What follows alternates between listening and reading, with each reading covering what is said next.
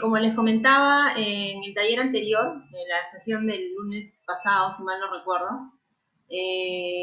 nosotros vamos a ver todo lo que es periodismo informativo de televisión. Entonces, para eso tenemos que primero conocer cuáles son los géneros periodísticos en los cuales vamos a... O sea, primero conocemos los géneros periodísticos y ya luego nos enfocamos de lleno en el género informativo, que es en lo cual nosotros vamos a trabajar este ciclo. Entonces, a ver, les voy a compartir unas diapositivas que he preparado.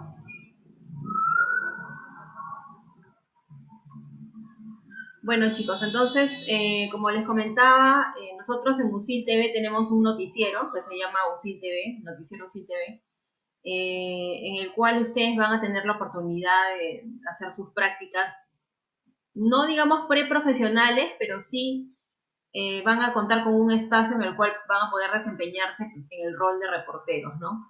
Obviamente esto les va a ayudar también a ustedes más adelante cuando, por ejemplo, quieran subir sus notas ya grabadas a las redes sociales. De todas maneras les va a servir como un respaldo de su hoja de vida, ¿verdad? De su currículum. Entonces es bastante importante que ustedes se comprometan desde el inicio a participar en cada sesión en ese taller de reporteros. Entonces, bueno, los géneros periodísticos son las distintas formas de enfocar y presentar la información. Se diferencian por el grado de presencia del autor en el texto y se dividen en tres grupos, ¿no? Tenemos por un lado el género informativo, el género interpretativo y el género de opinión. Como les dije ya anteriormente, nos vamos a enfocar nosotros en UCIT TV en el género informativo, pero en esta primera sesión es importante que conozcan también los otros géneros para que ustedes estén familiarizados y más adelante también en sus clases no les sea algo totalmente nuevo, ¿verdad? Más bien, no sé si por el chat podrían indicarme en qué ciclos están para hacerme una idea.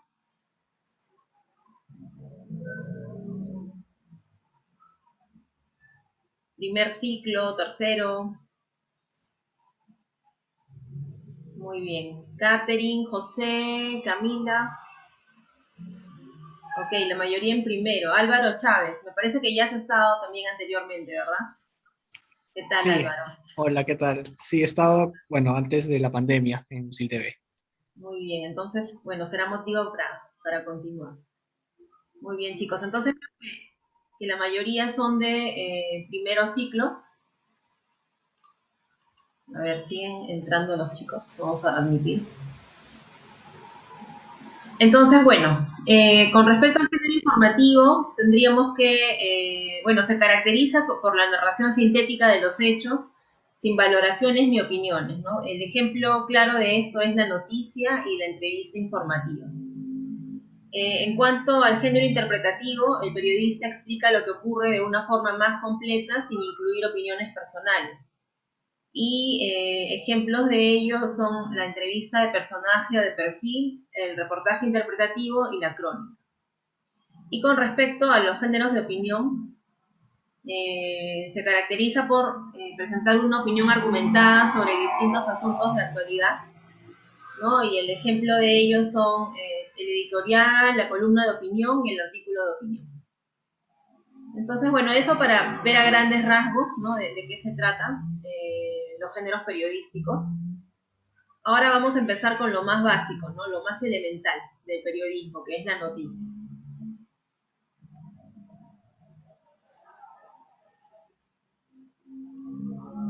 ¿No? Entonces, bueno, el periodismo, a ver, denme un segundo que siguen entrando. Bueno, la noticia es el género básico del periodismo, ¿no? La mayor parte de los textos de los periódicos o páginas web son noticias, ¿no? Habrán oído hablar de la noticia y la objetividad, ¿no? Entonces, precisamente a eso se relaciona el tercer ítem, ¿no? En el que se indica que la noticia comunica un hecho con la máxima exactitud, ¿no? Y se caracteriza por presentar una redacción clara y objetiva. Esto quiere decir que de algún modo el reportero, ¿no? La persona que redacta la nota, el periodista, se mantiene al margen en cuanto a opiniones, no va a presentar sus opiniones en una noticia. Si ustedes están leyendo un texto periodístico y notan que hay cierto matiz, cierta opinión de parte de la persona que redacta, entonces no estamos ante una noticia, sino ante otro tipo de género, ¿no? En la noticia se deben contar los hechos sin rodeos y de tal forma que atraiga y mantenga la atención del lector. Además, contiene datos relevantes y comprobados. Por ejemplo, veamos un caso bien básico de noticia, ¿no? Tenemos una imagen a la derecha de la pantalla en la que se indica, ¿no?, lo siguiente: hayan granada dentro de colegio en Villa El Salvador, ¿no? Entonces, respecto a esto, podríamos nosotros desglosar los diferentes elementos de una noticia, ¿no? Por un lado tenemos el hecho, los protagonistas, un espacio y un tiempo, causa y consecuencia. Por un lado, bueno, lo principal, el hecho, ¿no?, es que se halló una granada en un colegio. Los protagonistas pueden ser testigos, alumnos, profesores, vecinos, el vigilante del colegio de repente. Con respecto a espacio y tiempo, tenemos distrito, barrio, colegio, ¿no?, la ubicación exacta, el día, la hora. Y las causas y las consecuencias de esta noticia, ¿no?, podrían tratarse de un cobro de cupos, amenazas, o podría haber el saldo de un herido, por ejemplo, ¿no?, o más tal vez. Entonces, estos elementos están relacionados a las preguntas básicas del periodismo. ¿Cuáles son las preguntas básicas del periodismo? Básicamente trabajamos con 6, que son las que pueden ver en pantalla, ¿no? El qué, el quién, el cuándo, el dónde, el por qué y el cómo, ¿no? Pero lo elemental, como habrán podido ver en el caso anterior, es el hecho, ¿no?, el qué. Si hablamos de protagonistas, estaríamos respondiendo al quién. Si hablamos de espacio y tiempo, estaríamos hablando del dónde y del cuándo. Y de causa y consecuencia estaríamos hablando del cómo y por qué, ¿no? Entonces, bueno, no sé si ustedes han oído hablar sobre la pirámide invertida. Si están en primer ciclo, lo más probable es que no. Pero se refiere al esquema de informativo básico del periodismo, ¿no?, en cuanto al género informativo. Eso quiere decir que en el primer párrafo se coloca aquello que es más importante y que engancha la atención del lector o el televidente, y a continuación el texto sigue dando más información ampliada y con más detalles del suceso, ¿no? A eso se le llama el desarrollo de la noticia. Entonces, ahora vamos a ver que la noticia tiene características también, ¿no? He seleccionado 3 características que me parece que son las más resaltantes, ¿no?, las más importantes, y vendrían a ser las siguientes, ¿no? Por un lado tenemos la novedad, ¿no?, que, o sea, obviamente lo que se cuenta tiene que ser reciente. Una noticia no puede ser algo que pasó hace una semana, ni un mes, ni mucho menos un año, ¿no?, a no ser que sea una cuestión trascendente que se desconocía. O sea, por ejemplo, si estamos hablando de un crimen que sucedió hace un año, pero hay nuevas pistas, entonces en ese caso sí se podría hablar de que se trata de una noticia, ¿verdad? Sí hay un carácter novedoso en él. Por otro lado, el interés también es una característica importante de la noticia y viene dado por lo que el hecho puede afectar a quien lo lee y la cercanía con él, ¿no? Por ejemplo, el tema del COVID-19 en un inicio, si bien era interesante, por así decirlo, ¿no?, saber que se había originado en China y que se estaba expandiendo a Europa, actualmente es de interés absoluto para nosotros los peruanos porque estamos padeciendo las consecuencias de esta enfermedad, ¿no?, del COVID-19. Y la singularidad es que sea fuera de lo normal, ¿no? Por ejemplo, hace, ¿qué será?, un año más o menos, Argentina fue atacada por una plaga de langostas, ¿no? Entonces, unos insectos que arrasaron con sus campos de cultivo. Entonces, por ejemplo, eso es muy, completamente raro, es totalmente inusual que suceda en Argentina, ¿no? Entonces, por ahí tenemos algunas características que comentar, ¿no? Si bien las anteriores eran características importantes, ¿no? Que convierten a un hecho en noticia, también tenemos otros criterios, ¿no? Como de noticiabilidad. ¿Qué convierte a un hecho en noticia? Por ejemplo, la actualidad, ¿no? Ya lo hemos comentado, tiene que ser algo reciente. El interés público, también hemos hablado sobre el COVID-19, ¿no? La expectativa, por ejemplo, ante la llegada de nuevas vacunas. No sé si han oído, entre ayer y hoy se ha hablado de que el ministro Oscar Ugarte, el ministro de Salud, ha asegurado que la vacuna Sputnik 5 va a llegar antes que la Sinopharm, ¿no? De origen chino. No sé si alguno de ustedes conoce cuál es el origen de la vacuna Sputnik 5. A ver, por el chat me lo pueden poner si es que alguien lo sabe. Es de Rusia, ¿verdad? Muy bien, Camila. La proximidad geográfica, social o afectiva también, ¿no? Brenda también, Edgar, muy bien, Camila. La proximidad geográfica, social o afectiva, ¿no? No es lo mismo, como les decía al inicio, saber que hay un virus que ataca a las personas en China y que les produce en la mayoría de los casos la muerte, a saber que en Lima, ¿no? Hay una gran cantidad de afectados por este virus, ¿no? No sé ¿cuál es la variante que está atacando mayormente ahora a los peruanos? ¿Qué variante? La brasileña, La brasileña, muy bien, exacto. ¿No? Entonces, eso es un tema de proximidad geográfica, ¿no? Muy bien, Brenda, también.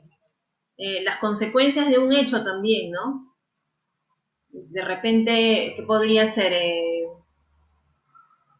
Por ejemplo, el escándalo de la vacunación de los colegios profesionales del Perú. No sé si han escuchado que a pesar de que quienes deberían vacunarse actualmente son los de primera línea, ¿no? Los médicos, fuerzas policiales, personas, adultos mayores, se ha dado el caso de que colegios médicos como el Colegio de Psicólogos o Odontólogos,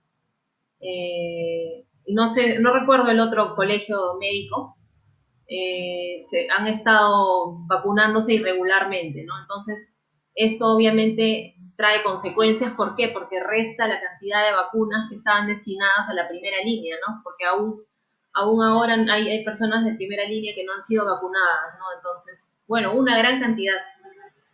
Entonces, todo eso trae consecuencias, ¿no? Ahora, la magnitud de un hecho también tiene que ver con un criterio para convertirlo en noticia, ¿no? Por ejemplo, si hablamos de un terremoto de grado 8, ¿no? Estamos ante una magnitud bastante considerable, ¿no? Entonces también eso convierte a un hecho en noticia. ¿Qué más? Otro criterio que convierte un hecho en noticia es la relevancia o prominencia de personas, hechos o cosas, ¿no? Por ejemplo, imagínense que el Papa Francisco viene al Perú, ¿no? Nuevamente, ¿no? Entonces, eso definitivamente es importante, es noticiable, porque se trata de una autoridad religiosa de carácter mundial que está en el Perú, ¿verdad? La rareza también, ¿no? Como les dije, lo de la plaga de langostas en Argentina, o por ejemplo, ese ejemplo siempre lo pongo en todos los talleres que doy, porque lo leí en un libro justamente de periodismo, que no es lo mismo, por ejemplo, el matrimonio entre un hombre de 50 años y una niña de 12 años en la India, ¿no? Al matrimonio de un hombre de 50 y de una niña de 12 en el Perú, ¿no? Entonces, definitivamente aquí en el Perú eso sería algo absolutamente raro, ¿no? Que no está fuera de la ley incluso. Entonces, claro, eso va a depender de la zona de la zona geográfica, ¿no? Del lugar en el cual uno se encuentra. La cantidad de afectados también, ¿no? Por ejemplo, si hablamos del número de muertes en estos últimos días, me parece que ayer casi se igualó a la mayor cifra de junio del 2020, me parece, la cantidad de muertos por COVID-19. Si mal no recuerdo, fueron ayer 292, me parece. Entonces es una cifra bastante alta, ¿verdad? La cantidad de afectados. Conflictos o desastres también, ¿no? No sé, por ejemplo, en la época del terrorismo, desastres naturales como huaicos, todo eso tiene un criterio que convierte a un hecho en noticiable, ¿no? Y por último también el humorismo, ¿no? En este momento, a ver, ¿qué podría ser? De repente un caso inusual de un perro que maneja una moto, ¿no? Por ejemplo, ¿no? Un scooter, por ejemplo, ¿no? Y que bate el récord manejando un skate por, no sé, 10 cuadras, por ejemplo, ¿no? También es un criterio de noticiabilidad. Ahora, si vamos a un ejemplo, a ver, ¿alguien levantó la mano?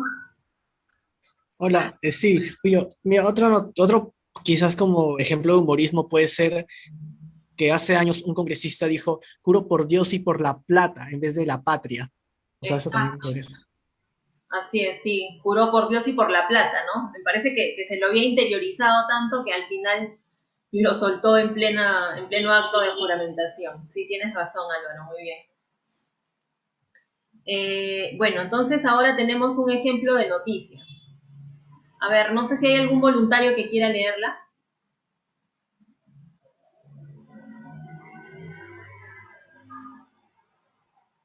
Víctor. Sí, todo el párrafo. Sí, todo el texto, por favor. Ok. Enfermeras salvan a 200 pacientes con ingeniosos sistemas de respiración. El ingenio peruano no tiene límites, más ahora que se busca salvar vidas. Ante la gran demanda de personas contagiadas por la COVID-19, un equipo de enfermedades del Hospital Regional Docente de Trujillo, de Libertad, fabricó 25 equipos de ventilación no invasiva para pacientes en estado moderado, lo que ha permitido que muchas personas se puedan recuperar de este virus. Estos dispositivos que reciben el nombre de CPAP, acrónimo del inglés Continuous Positive Airway Pressure, y se administran a un paciente moderado con dificultades respiratorias por el virus del SARS-CoV-2. Como tal informa la República, en su edición web del 9 de enero de este presente año, vienen dando resultados favorables en el nosocomio referencial para el COVID-19. En esta pandemia, tras todas las situaciones adversas, nos sentimos fortalecidas al formar este grupo de voluntarias, además de tener la responsabilidad que nos ha venido a unir los esfuerzos para salvar vidas, dijo a la prensa la enfermera Ida Hoyos, quien lidera el equipo de trabajo que viene utilizando los CEPAS. Muy bien, Víctor, gracias. Bueno, chicos, entonces ahora, como les había comentado, nosotros en el periodismo tenemos el esquema de la pirámide invertida para lo que son notas informativas, ¿no? Entonces, este es un claro ejemplo de pirámide invertida, porque empieza por lo más importante y poco a poco va dando detalles acerca de los elementos que se mostraron al inicio, ¿no?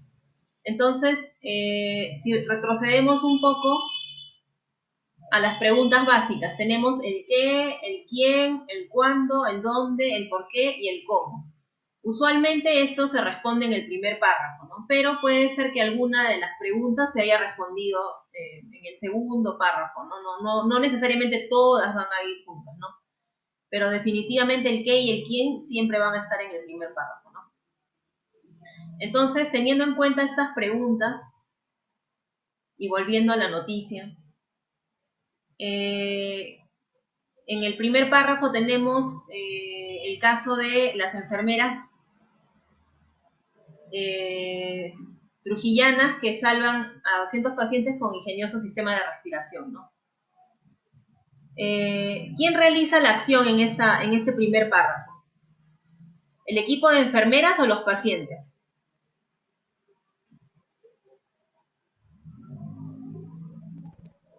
El equipo de enfermeras. El equipo de enfermeras, ¿verdad? Entonces, cuando nosotros nos preguntamos cuál es el quién en este párrafo, tenemos que es el equipo de enfermeras, ¿no? El qué, obviamente, ya está respondido en el titular, ¿no? Que enfermeras salvan a 200 pacientes con ingenioso sistema de respiración. El dónde, ¿cuál sería la respuesta a la pregunta dónde? Trujillo. Trujillo, La Libertad, ¿verdad? Bien.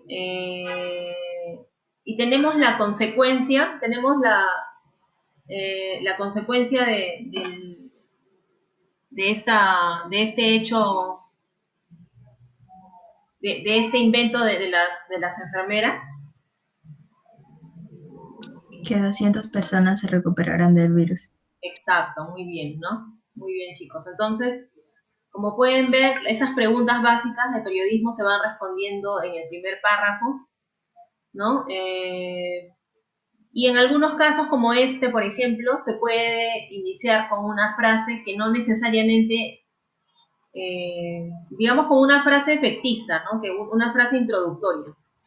Por ejemplo, el ingenio peruano no tiene límites, más ahora que se busca salvar vidas, ¿no?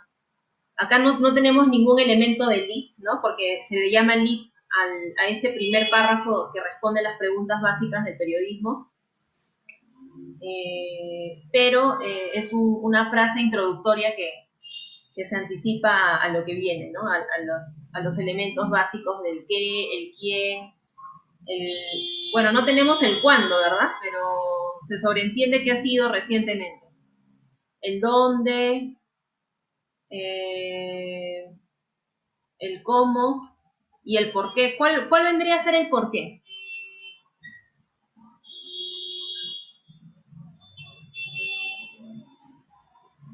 ¿Alguna idea de cuál es el porqué de la fabricación de los 25 equipos de ventilación no invasiva?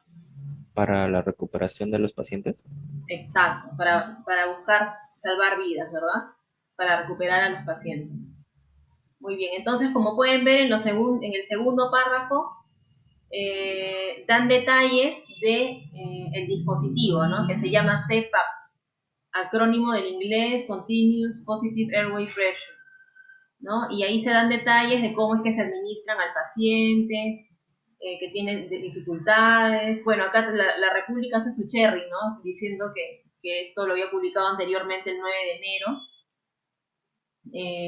y que se vienen dando resultados favorables. Y después en el tercer párrafo tenemos la declaración de una de las enfermeras, ¿no? Dice, en esta pandemia, pese a todas las situaciones adversas, nos sentimos fortalecidas en formar ese grupo de voluntarias, etcétera, ¿no? Entonces, ustedes van a ver en otros textos también que no necesariamente en el tercer párrafo va a aparecer la declaración, sino también podría ser en el segundo, ¿no? Pero en este caso aparece en el tercero porque en el segundo se explica qué es el CPAP y en el tercero recién la enfermera declara respecto al uso de estos dispositivos, ¿no? Entonces, acá estamos ante un caso de pirámide invertida, ¿no? Quiere decir que va de lo más importante a lo menos importante. O en todo caso, de lo más trascendente a lo más detallado, ¿no? A los pormenores, por así decirlo. Hasta ahí, no sé si alguien tiene alguna consulta.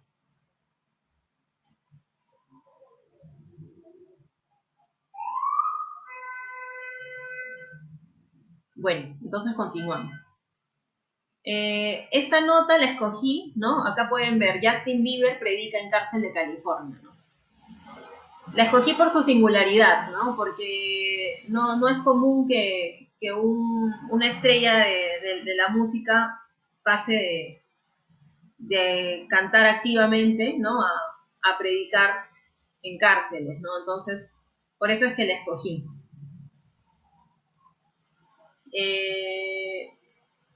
Pero esta nota tiene un estilo de redacción distinto, ¿no? A ver, vamos a pedirle a algún voluntario que lo pueda leer. Yo, profesora. A ver, por favor. Justin Bieber predica en cárcel de California. Atrás quedó la imagen de joven rebelde, de la que hizo gala a principios de la década pasada. Justin Bieber, de 27 años, lleva una vida tranquila junto a su esposa Hailey Baldwin y centrada en su música y su fe cristiana. Ahora se ha dejado ver en una reciente visita a una prisión en California para ayudar a expandir la palabra de Dios.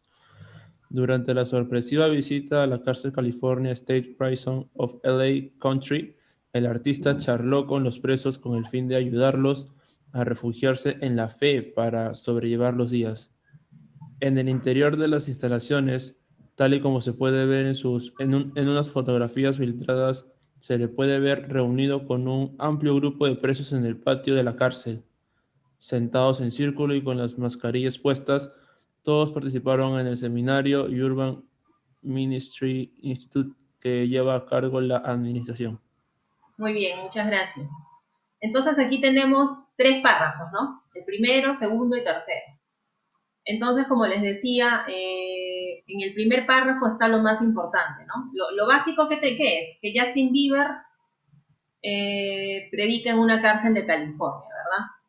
Pero si ustedes se percatan de cómo ha sido redactada la nota, también, al igual que en la nota anterior, tiene una frase introductoria, ¿no? Que es como que la antesala de lo que viene a continuación. Dice, atrás quedó la imagen de joven rebelde de la que hizo gala a principios de la década pasada.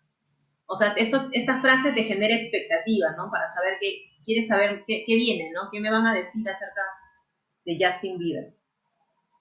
¿No? Entonces, y ya después dan detalles de que Justin Bieber ya no está en la música, o al menos lleva una vida tranquila y está centrado en la fe cristiana, ¿no? Y bueno, dice, ahora se ha dejado ver en una reciente visita a una prisión en California para ayudar a expandir la palabra de Dios. Entonces, hasta ahí la nota ya está, ¿no? Nosotros podríamos prescindir de la segunda parte, ¿no? De la segunda y del tercer párrafo, pero en esos párrafos nos dan más detalles acerca de la información principal que quedó en el primer párrafo, ¿no? De elite periodístico. Obviamente, ¿cuál es el quién en esta nota? Justin Bieber. Claro, Justin Bieber, ¿verdad? ¿Y el qué? Predicar. El qué es Predicar en que... la cárcel. Exacto, que predica en la cárcel, ¿verdad? Muy bien. ¿Tenemos datos de dónde? California. California, ¿verdad? Entonces, como pueden ver, en el primer párrafo van a responderse las principales preguntas básicas del periodismo, ¿no? De repente no todas, ¿no? Porque no tenemos el cuándo, por ejemplo. No tenemos el cuándo, ¿no? Simplemente dice, se ha dejado ver en una reciente visita, ¿no? Pero hasta ahí ya tenemos una nota. O sea, no necesariamente necesitamos todas las preguntas básicas de periodismo respondidas en el primer párrafo para que ya sea una nota, ¿no? Entonces, hasta ahí tenemos lo que es la noticia. Ahora, por otro lado, tenemos el reportaje. ¿Qué dicen del reportaje? A ver, dice, el reportaje es la ampliación de una noticia en la que se añaden muchos más detalles. Tiene el estilo personal de cada periodista o redactor. El reportaje interpreta los acontecimientos en función de los antecedentes, las posibles consecuencias y las valoraciones que se recogen. Puede ir acompañado de fotos, dibujos, gráficos, entrevistas, etc., lo que hace que el reportaje sea más completo. En el reportaje, el periodista interpreta un hecho del que añade antecedentes, consecuencias y valoraciones, aunque no incluye sus opiniones. Y la forma de narración es más rica y más completa que la de la noticia. Entonces acá yo he seleccionado un reportaje de La República titulado El Perú atraviesa una de sus peores crisis de salud mental. ¿no? Entonces, si nosotros quisiéramos, estamos pasando las hojas del periódico, ¿no? Y vemos esta noticia, inmediatamente podríamos pensar en el qué, quién, cómo, cuándo, dónde, por qué. ¿O creen ustedes que se trata de un artículo más a profundidad en el cual se van a analizar antecedentes, consecuencias, causas, etcétera? Tiene un análisis más profundo, con datos Más, anteriores. más a profundidad, ¿verdad? Entonces, ya, acá lo he seleccionado, obviamente no se puede leer nada porque está muy lejos, pero creo que aquí sí se ve mejor, ¿verdad? Sí. Entonces, a ver, otro voluntario para leer la primera columna, solo la primera columna.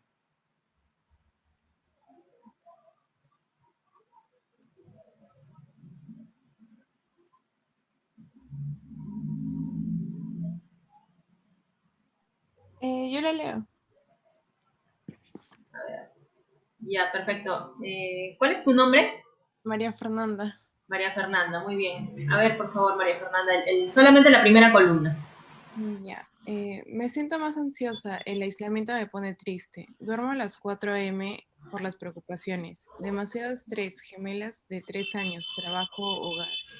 Entre llevar un tratamiento por la depresión, la ansiedad crónica y la muerte de mi papá el 2020, esto es muy difícil.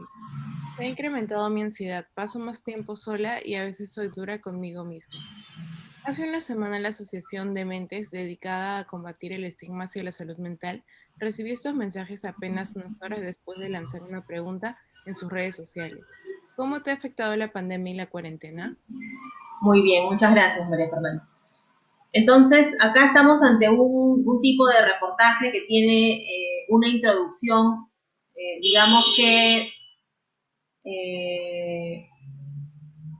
interesante, ¿no? ¿Por qué? Porque no nos está presentando de frente el texto redactado por el periodista, sino nos está presentando testimonios de personas respecto a la salud mental durante la pandemia en el Perú, ¿verdad? Y ya después de esa introducción eh, ingeniosa por parte de la periodista Milagros Berríos, ¿no? Empezamos con dice, hace una semana la Asociación de Mentes, dedicada a combatir el estigma hacia la salud mental, recibió estos mensajes apenas unas horas después de lanzar una pregunta en sus redes sociales, ¿cómo te ha afectado la pandemia y la cuarentena? Entonces, es una forma ingeniosa de iniciar un reportaje, ¿no? Partiendo de los testimonios de las personas que se han visto afectadas por esta crisis, ¿no? Entonces, poco a poco, se va desarrollando este reportaje, ¿no? Después en el siguiente párrafo, ¿qué dice? Cumplí un año del encierro, del miedo al contagio, las noches de insomnio, la pérdida de empleos, las súplicas por camas UCI, la muerte de sus seres queridos. Los peruanos hoy atraviesan una crisis de salud mental que podría compararse a la de las 2 décadas del terrorismo, cuyo número de víctimas ha sido superado por el de la pandemia. Entonces, claro, primero me presentan los testimonios, después me dicen de dónde salen estos testimonios, ¿verdad? Estas son respuestas subidas a Facebook al Facebook de la Asociación de Mentes. En el tercer párrafo me indican de que ya se habla claramente de la crisis de salud mental en el Perú, ¿no? Que ha dejado más víctimas que el terrorismo. Entonces, después de esto vienen las declaraciones, ¿verdad? Si pueden ver acá las comillas. ¿Y quién comenta al respecto? ¿No? Dice, esta es la peor crisis que he visto. ¿Quién comenta al respecto? Acá está resaltado. El psiquiatra de la Dirección de Salud Mental del Ministerio de Salud, Carlos Bromley, ¿no? Entonces, acá tenemos... a ver, voy a minimizar esto. Disculpen chicos que por acá hay bastante tráfico, se cuelan los sonidos del plan. Pero bueno, entonces tenemos por acá las declaraciones del psiquiatra del Ministerio de Salud, Carlos Bromley. Después tenemos datos, también otra entrevista que se le hizo a la psiquiatra Vanessa Herrera del Instituto de Salud Mental Honorio Delgado y Deyo Nouchi, ¿no? Esta persona brinda cifras acerca de estudios internacionales, ¿no? Entonces, dice, esto no es un tema individual, se ve en las crisis de parejas, familiares y comunitarias, ¿no? Los peruanos llegaron al año de la pandemia con una fatiga crónica, están agotados. Después, algo que también es importante que puedan identificar en los reportajes son los subtítulos, ¿no? Por ejemplo, acá tenemos cifras altas y subregistro. El sueño y la pandemia incrementa riesgo suicida, ¿no? Entonces, como pueden ver, es un informe bastante amplio de todo lo que tiene que ver con la salud mental a un año del inicio de la pandemia en el Perú, ¿no? Entonces, hay declaraciones, hay testimonios, hay diferentes fuentes, ¿no? Tenemos a Carlos Bromley, Vanessa Herrera, cifras de diferentes instituciones, ¿no? Tenemos también, dice, estos problemas han generado el incremento del consumo de medicamentos para dormir, ansiolíticos e hipnóticos. Esto es confirmado por la Asociación Peruana de Farmacias, cuya presidenta, Ana María Jiménez, refirió que reportan un crecimiento en la demanda de ansiolíticos desde el inicio de la cuarentena, ¿no? Entonces ahí tenemos una fuente más, ¿no? Diversas fuentes que nos ayudan a comprender esta crisis de salud mental actual, ¿no? Incluso también esto del riesgo suicida, ¿no? Se ha incrementado, ¿no? Entonces, y finalmente, dice, en los 3 hospitales especializados en salud mental, Larco Herrera, Hermilio Valdizán y Honorio Delgado, se suspendió la atención presencial al iniciar la pandemia, ¿no? Entonces aquí nos hablan de que se migró de la presencialidad a la virtualidad, ¿no? Pero también nos comentan los problemas que esto ha suscitado, ¿no? Porque a los pacientes, como bien dice aquí, se tardan hasta 2 meses en darle cita, ¿no? Y las atenciones virtuales les exigen hacer pagos en el Banco de la Nación, lo cual es muy engorroso, ¿no? Entonces,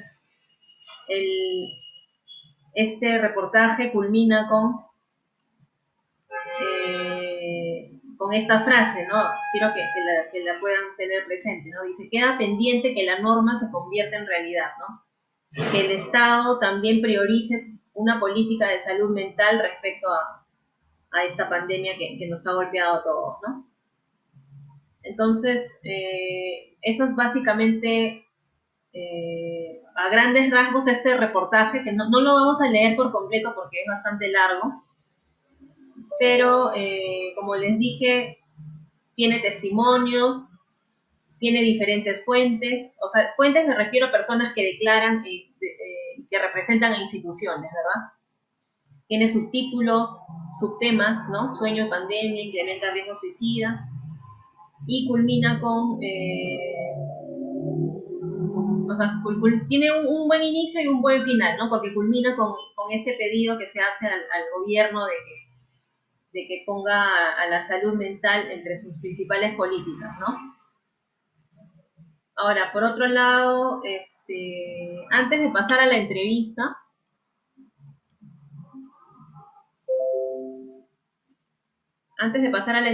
quiero mostrarles una nota y un reportaje, pero ya no en formato escrito, sino una nota realizada en USIL TV y también un reportaje realizado por USIL TV.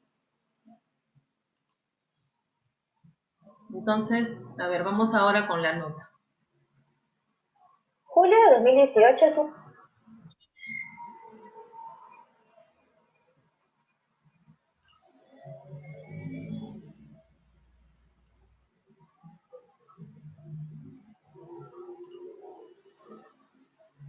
Julio de 2018 es un mes que cientos de alumnos de USIL recordarán por siempre. ya que culminaron una etapa importante en sus vidas que les abrirá un sinnúmero de puertas hacia su futuro laboral.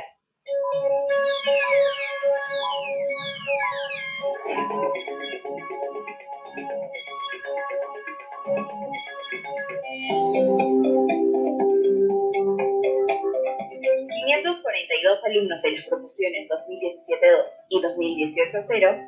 obtuvieron su bachillerato en 2 emotivas ceremonias de graduación realizadas en el Centro de Convenciones de Lima. A ambos eventos asistieron las principales autoridades de la UCI, decanos, directores de carrera y padres de familia.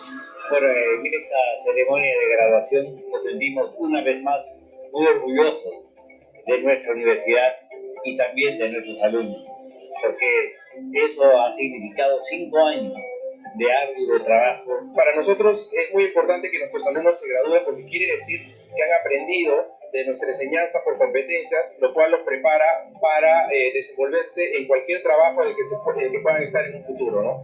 Los graduandos expresaron su satisfacción tras culminar exitosamente su etapa universitaria. Súper emocionado de reunirme con todos los chicos de la carrera, ver con la gente que de primer ciclo subimos todos juntos, que estar ahora en este momento tan especial para todos es súper emocionante, ¿no? Soy una persona súper agradecida y en verdad cuando me dicen a veces Lucy Lover, yo sí soy Lucy Lover y me encanta porque me dio amigos que me van a durar para toda la vida, me ha dado mi carrera, me ha dado el primer trabajo, contactos importantes, los profesores son increíbles, yo en verdad de Lucy estoy súper orgullosa. Además, destacaron los pilares de emprendimiento y globalización que son parte de la filosofía de la Universidad San Ignacio de Loyola. La UCI te ayuda mucho, no solamente en lo laboral, sino también la parte internacional que te da mucho apoyo para que puedas viajar, para ir al extranjero, intercambios. Yo creo que eso te abre muchas puertas en este país y ganas mucha más experiencia. La UCI de hecho tiene ese enfoque bilingüe, internacional, tiene bastante enfoque corporativo y yo me especializo en comunicación empresarial, ahorita trabajo en una empresa,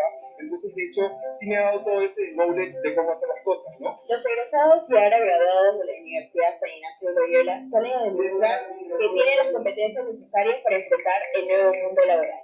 Con cámara de Carlos Jugador, informó Ariadna Pulenche para UCI TV.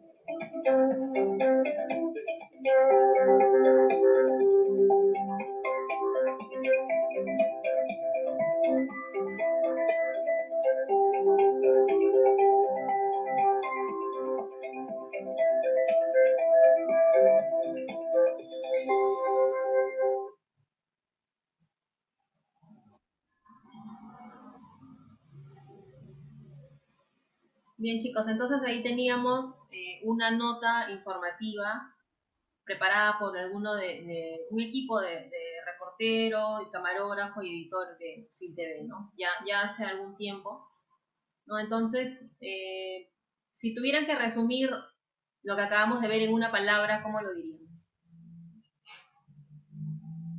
¿De qué se trató, mejor dicho? Graduación. De una graduación, ¿verdad?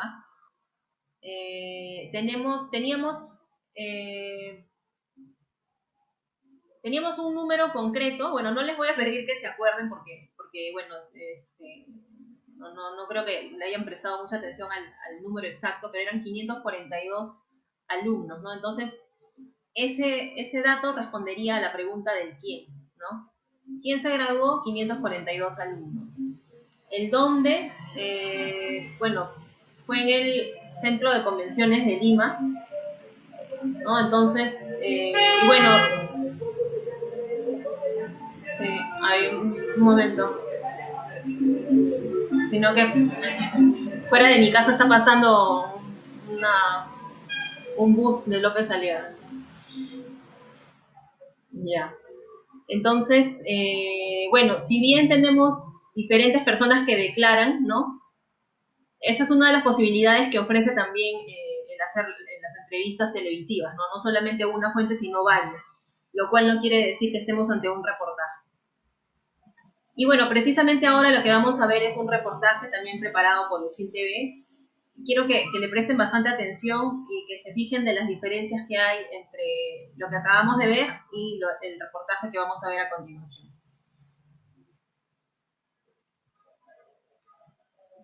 La parálisis cerebral es una...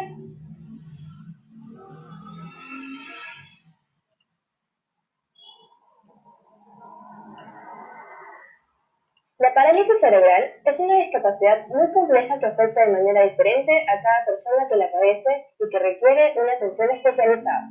Lamentablemente en el Perú, aún no existen políticas públicas que beneficien a este sector de la población y a sus familiares.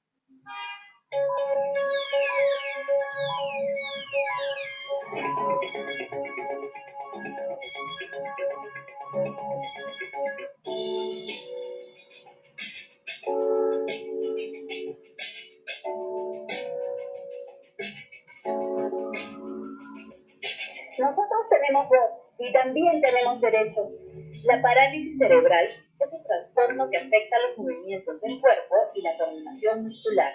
Debido a su complejidad, es muy necesario promover políticas públicas que posibiliten el cumplimiento de los derechos de las personas con esta condición. Así lo entiende el Centro de Empoderamiento de Personas con Discapacidad, CEMPIS, institución que brinda asesoría y apoyo a las personas con parálisis cerebral y sus familias. Trabajamos en tres aspectos, ¿no? El primero de ellos es de incidencia para tratar de lograr políticas públicas adecuadas. Otro componente es el de rehabilitación basada en la comunidad. Les damos servicios de atención terapéutica, servicios de desarrollo, información de capacidades laborales. El tercer aspecto es que se llama tecnología de apoyo, y lo que hacemos es proveer, conseguir tecnologías como por ejemplo sillas de ruedas. Este trastorno es variable, pues afecta de manera distinta a cada persona. Madres y parientes a cargo de niños y adultos con esa discapacidad nos contaron su historia. Cuando Ignacio nació hubo complicaciones, entonces no le podía sacar y hizo hipopsia. A la semana convulsionó y entró en coma mes y medio. Ya han pasado 16 años y lo atendemos hasta ahora como si fuera alguien entre 5 meses y un año. Él tiene una cuadriplegia espástica que no le permite desenvolverse en estas actividades de la vida diaria. Y más aún con las dificultades que tiene de que convulsiona de diferente manera. En alguna oportunidad me llevó a mi hijo a que tenga una fractura de clavícula o que se rompa la cabeza, que se golpee, que tenga una hemorragia. Y es en realidad bien difícil. En ese momento era nuestro primer hijo, ¿no? El hijo más esperado, deseado, y hemos dado todo por él. Me da mucha nostalgia recordar porque en realidad son 7 años. 7 años en los cuales venimos luchando día a día y que hasta ahora pues él sigue convulsionando, ¿no? Lamentablemente en nuestro país, las personas con discapacidad y sus familias deben enfrentar permanentemente diversas barreras que les imposibilitan el ejercicio de sus derechos ciudadanos. Estas son algunas de ellas. Vivimos en cerro, sí, pero no podemos bajar. Queremos llevarlo a algún sitio, tenemos que esperar a alguien que nos ayude, como mi cuñado, para que lo pueda bajar, o entre 2, 3 poderlo cargar hasta allá.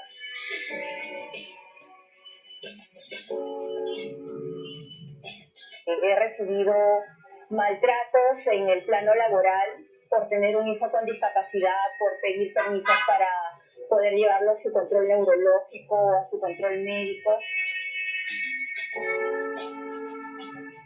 La dificultad la que más tuve fue a nivel de autoridades, de los colegios, de los docentes, de los compañeros también, en parte, del tema de inclusión más que todo.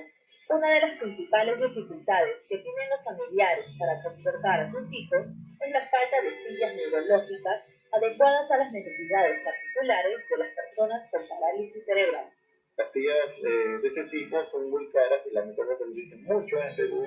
Nosotros hacemos el esfuerzo cada año de traer unas 200 o 220 sillas de Estados Unidos que las donamos completamente a escuelas especiales, a municipios. Sin embargo, es insuficiente. Las personas con parálisis cerebral necesitan mucho apoyo del Estado, del sector salud, de sus familiares, pero sobre todo de nosotros los ciudadanos, quienes tenemos la responsabilidad de incluirlos en la sociedad, porque ellos también tienen voz y derechos. Con cámara de Javier Salazar, informó Emi Paredes para el CIL TV.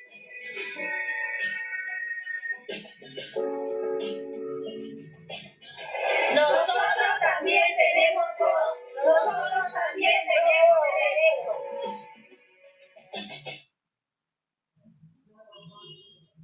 Muy bien, chicos. chicos, entonces ahí teníamos un ejemplo de reportaje, ¿no? ¿Qué diferencias podrían encontrar entre lo que acabamos de ver y la primera noticia que vimos? La primera nota informativa.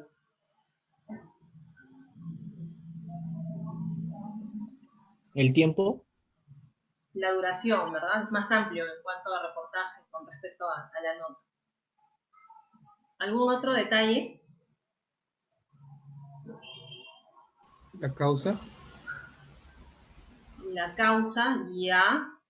Sí, recuerden que en cuanto a reportajes, no hay exactamente un esquema que nos permita determinar cuál es el qué, quién, cómo, cuándo, dónde, por qué, ¿no?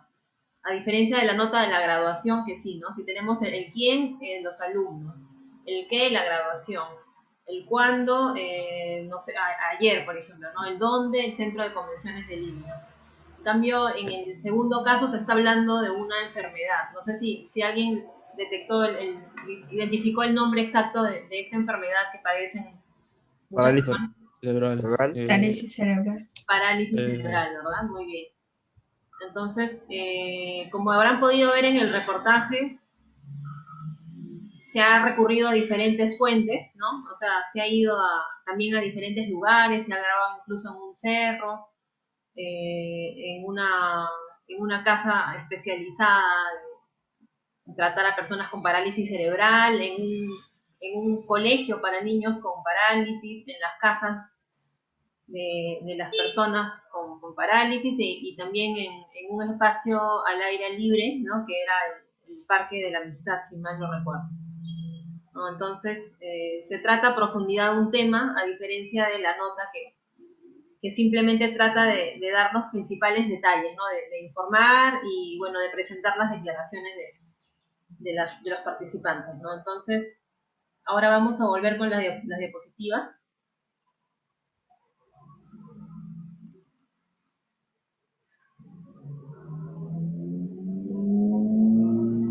Quedábamos en la entrevista, ¿no? Bueno, entonces tenemos por un lado la entrevista informativa, que se centra en un hecho noticioso específico, y por otro lado tenemos la entrevista de personaje o de perfil, que permite que conozcamos al personaje y narra aspectos de su vida, su trayectoria, sus logros y obras, etc. Entonces, acá por ejemplo tenemos la entrevista informativa, ¿no? Esta es lo dividí en dos por obvias razones, porque si no, no íbamos a poder leer el nombre de la persona entrevistada, ¿no? En este caso es una historiadora peruana llamada Carmen McEvoy, ¿no? Y el título de la entrevista es "Necesitamos un proyecto que tenga como base la resurrección del Perú".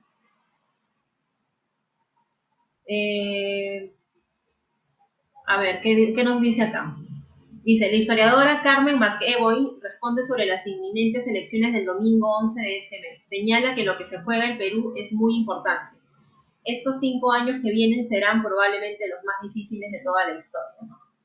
Esa es una cita que el periodista rescata de la entrevista. Entonces, hasta ahí nomás ya sabemos que la entrevista es informativa porque nos está hablando de un tema en particular, ¿no? ¿Cuál es el tema? ¿Selecciones? Las elecciones, ¿verdad? Entonces todas las preguntas que vamos a ver acá van a estar relacionadas a eso. ¿No? Tenemos, por ejemplo, ¿qué reflexión general tiene sobre la campaña? ¿Cumplió con sus expectativas o no? ¿Escuchó lo que deseaba de los candidatos? Hemos visto la aparición de personajes que representan posiciones políticas extremas, ¿no? De ahí nos dan ejemplos, etcétera, ¿no? Entonces, las respuestas obviamente van a estar en función a esas preguntas que están enfocadas en un tema particular.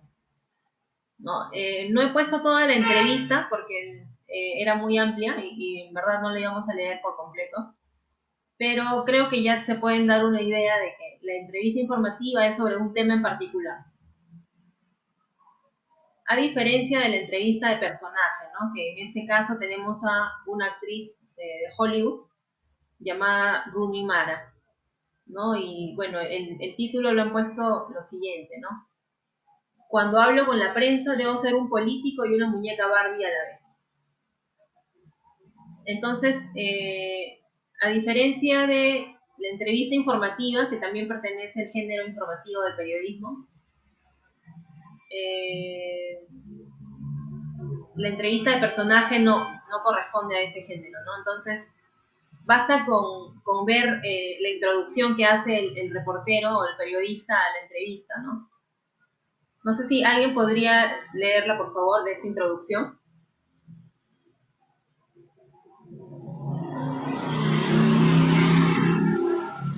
Edgar. A ver, Edgar, por favor. El observar la frágil y bizarra belleza de esta treintañera madura, sobria pero no distante. Pocos podrán imaginar que su familia pertenezca a la realeza del fútbol americano. Los abuelos paternos de Patricia Rooney Mara, Bedford, Nueva York, 1985, fundaron hace casi un siglo los New York Giants, toda una institución deportiva en Estados Unidos. Sus parientes maternos crearon los Pittsburgh Steelers. ¿Qué le hizo desear ser actriz? Crecí viendo teatro y cine clásico, era una pasión de mi madre, aunque nadie en mi familia se dedicaba a la actuación en esos momentos. Sigo siendo muy cinéfila. Hace poco vi el documental Él me llamó Malala, que es enormemente inspirador sobre la niña pakistaní que se enfrentó al régimen talibán por su derecho a la educación. Me suelen llegar más las historias sencillas y con una sensibilidad que no sea muy histriónica. Muy bien, Edgar, muchas gracias. Entonces, como podemos ver, en el primer párrafo ya estamos notando que la entrevista gira en torno a esta persona, ¿verdad? Nos hablan de su apariencia, de su edad, de su familia, de la historia de su familia, ¿no? Y empieza preguntándole haciéndole una pregunta muy personal, ¿no? ¿Qué le hizo desear ser actriz? Entonces ya con esa introducción y con esa primera pregunta y su respectiva respuesta, ya nos damos cuenta de que estamos ante una entrevista de personaje, ¿no? Diferente a la entrevista informativa. Por otro lado tenemos la crónica. La crónica es una narración cronológica y detallada de determinados acontecimientos. Es muy común en deportes y espectáculos y suele ser el género habitual de corresponsales y enviados especiales. Entonces, bueno, como bien dice aquí, ¿no? Se suele ver en deportes y espectáculos. Entonces, justamente he seleccionado una crónica, del año pasado. No sé si las personas interesadas en el fútbol la identifican. ¿De qué trata? Del ganador de la Champions, el Bayern. Claro, de la Champions, ¿no? De los ganadores de la Champions del 2019-2020. ¿Qué fue qué equipo? El Bayern Múnich. El Bayern Múnich, ¿verdad? Muy bien, entonces acá la crónica ha sido titulada como El Rey de Europa, ¿no? Como pueden ver, tiene una síntesis del partido, ¿no? 0-1 con datos estadísticos que, bueno, acá no se alcanza a ver. Y bueno, acá sí he hecho una toma más cercana de la nota, ¿no? Que se llama El Rey de Europa. Bayern Múnich venció 1-0 al PSG y se coronó campeón de la Champions League. Kingsley Coman marcó el gol que le dio al cuadro alemán el 6º título de su historia en este torneo. Entonces, a ver, otro voluntario para leer esto, por favor. Juliano. A ver, Juliano, por favor. ¿La primera columna? No, todo. Las tres. Julio Estrada. Luego de 90 minutos, Lisboa fue testigo de una coronación. El fútbol del viejo continente se arrodilló ante una monarca que volvió por un cetro que había dejado hace 7 años. Al final, la celebración se extendió hasta la ciudad de Múnich y la ansiada copa de esas anchas prefirió llenarse de la más fuerte cerveza alemana por sobre el más fino vino de Francia. Bayern Múnich cerró una campaña perfecta. Terminó que no se use en la ligera en este sentido, ya que el club bávaro consiguió su sexta Champions League sin perder ningún solo partido, 11 de 11 con 43 goles a favor. ningún club en la historia en lograrlo. Solo ese dato podría servir para hablar de la grandeza mostrada por el equipo alemán en este torneo, pero nos quedaríamos cortos. La victoria por 1-0 sobre el PSG en esta final fue una que se fue construyendo a partir de un eficiente trabajo colectivo, constante en esta temporada. Los dirigidos por Hans-Dieter Flick aguantaron el empate inicial de los parisinos, quienes tuvieron varias opciones para abrir el marcador, como la que Neymar tuvo en una mano a mano con Neuer y la que Mbappé falló clamorosamente al final del primer tiempo. En la segunda mitad despertó el monstruo de Múnich. Con su tridente de ataque anulado, el PSG tuvo que sufrir la buena conducción de balón de Thiago Alcántara, la presencia. Ya, sí, hasta ahí está bien, gracias. Sino que no pude incluirla toda porque era un poco larga, pero digamos que lo esencial está en esta parte, ¿no? del texto. Lo que quiero que noten es que en el primer párrafo el periodista se da una licencia para hacer, o sea, le da unos toques literarios a su texto, ¿verdad? Dice, Lisboa fue testigo de una coronación. Eso quiere decir que el partido se jugó en Lisboa, ¿verdad? El fútbol del viejo continente se rodeó ante un monarca que volvió por un cetro que había dejado hace 7 años. Cuando dicen monarca, ¿a quién se están refiriendo?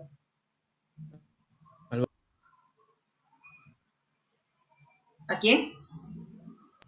Al Bayern. Al Bayern, claro, ¿no? Al Bayern.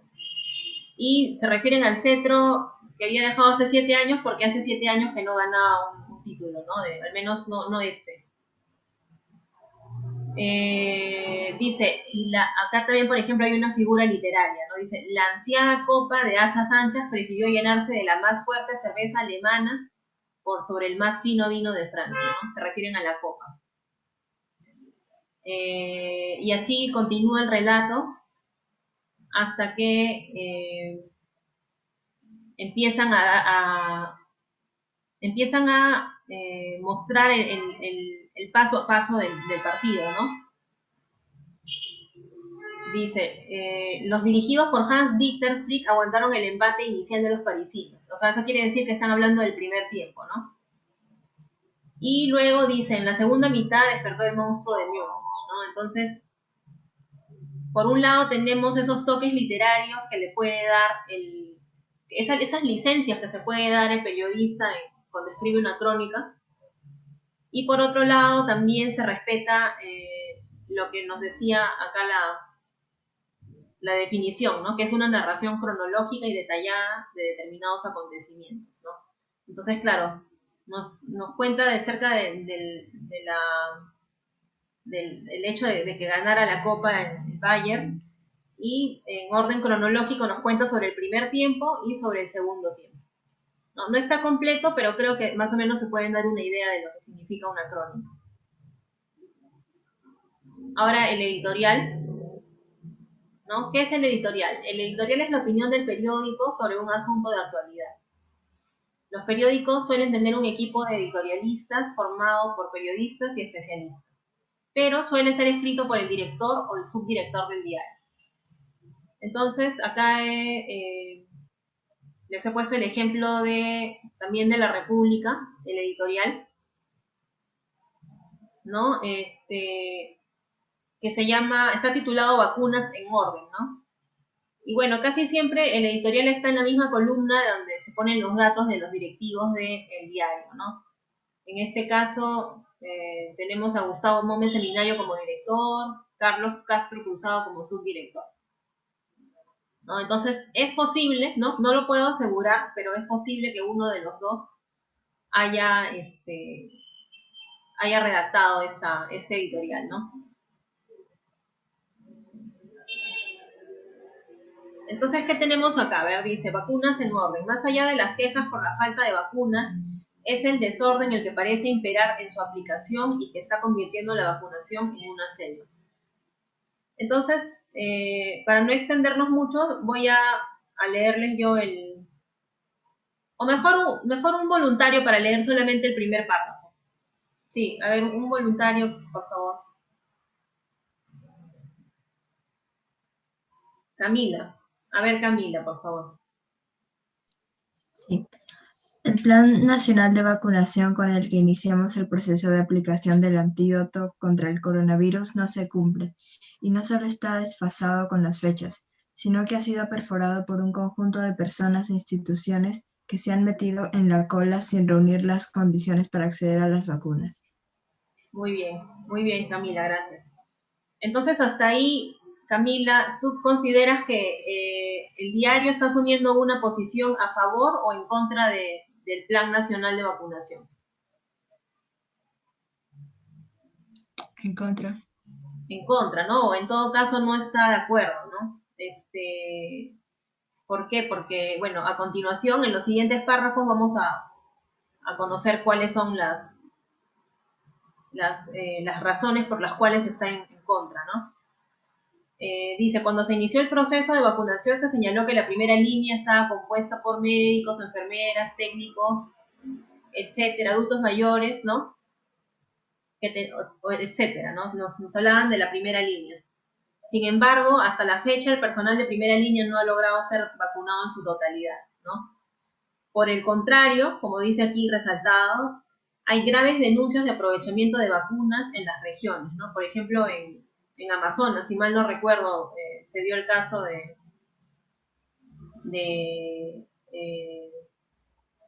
como bien dice acá, ¿no? Donde han sido vacunadas personas por razones de parentesco, cercanía con el poder político, sin que sepamos de ningún proceso judicial abierto contra los responsables. A esto hay que añadir el escándalo surgido con los colegios profesionales, ¿no? Justo lo que les comentaba al inicio, ¿no? Que profesionales de menos de 40 años y que no están en la primera línea contra el COVID han sido vacunados, ¿no? Y entre ellos figuran colegios de psicólogos, odontólogos o biólogos.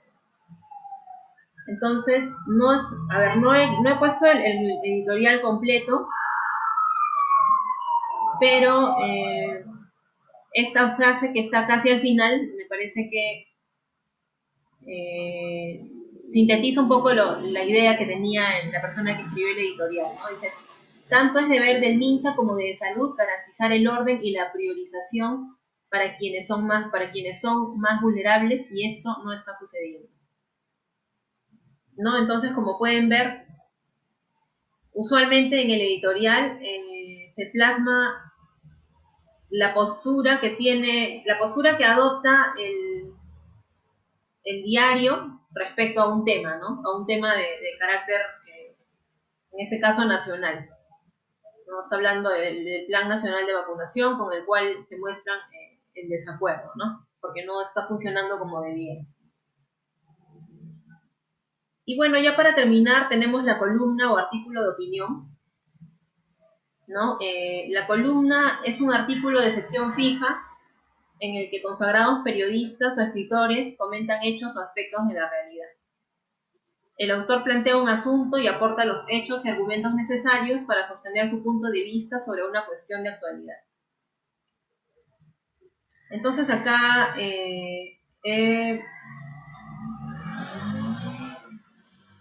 también he seleccionado una columna, ¿no?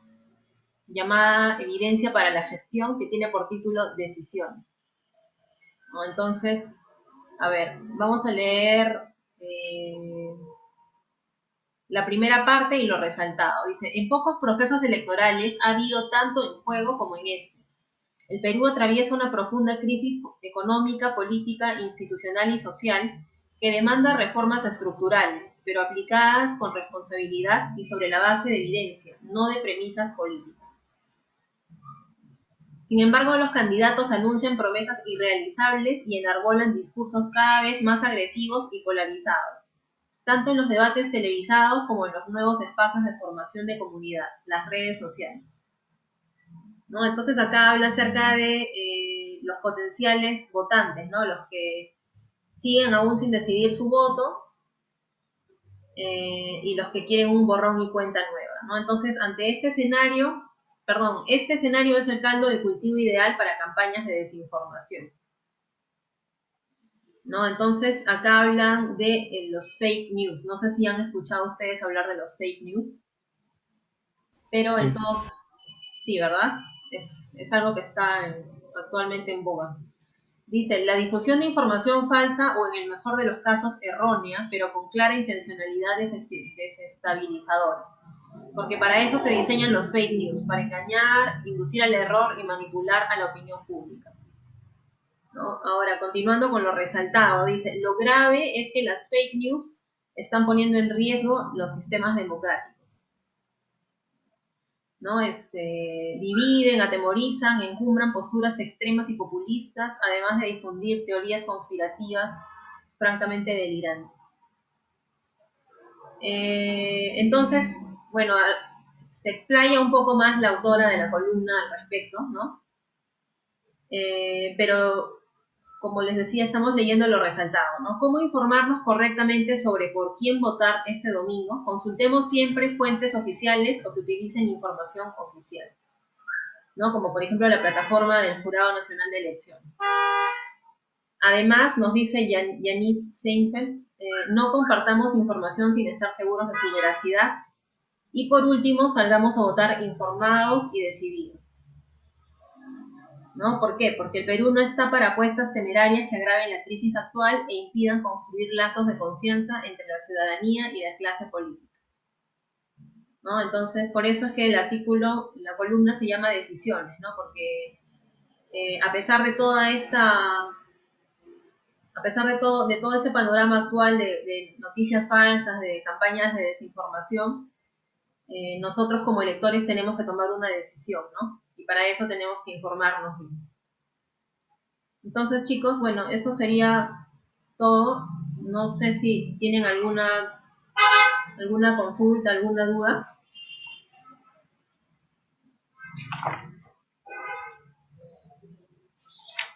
Más bien, voy a tomarles lista, porque a ver, son 22 personas.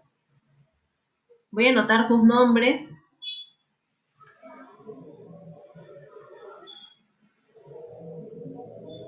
Voy a anotar sus nombres y al final les voy a hacer los voy a leer para que me digan si están todos o si se me ha pasado alguien. A ver, chicos, entonces voy a leer rápidamente y me dicen a quien no nombre me pasa la voz luego al final para anotarlo, ¿ya? Álvaro Chávez, Brenda Seminario, Camila Díaz, Camila Calle, Carlos Andrés Valdés, Daniela González, Edgar Palomino, Gabriel Casasola, Juliano Barrantes, José Vázquez. Presente. Muy bien. Judith Melissa Gutiérrez, Catherine Otaque, Marcelo Martín, Mafer Cruz, Nicole Chirinos, Sebastián Rojas, Víctor Campos, Presente. Senia Apolaya y Alicia Rojas. No sé si no nombré a alguien o todos fueron nombrados. Creo que están todos, ¿no? Sí, profesora, creo que estamos todos. Perfecto, chicos. Muy bien. Entonces, bueno, por el chat les voy a dejar un trabajo y ya por ahí terminamos de acordar todo lo relacionado a eso. Básicamente sería hacer un texto corto acerca de un tema actual, pero lo voy a decidir todavía en el transcurso de la tarde y se los comento por el chat. Ya, chicos, bueno, entonces eso sería todo por ahora. Les agradezco por haber participado hoy y ya nos vemos el próximo lunes.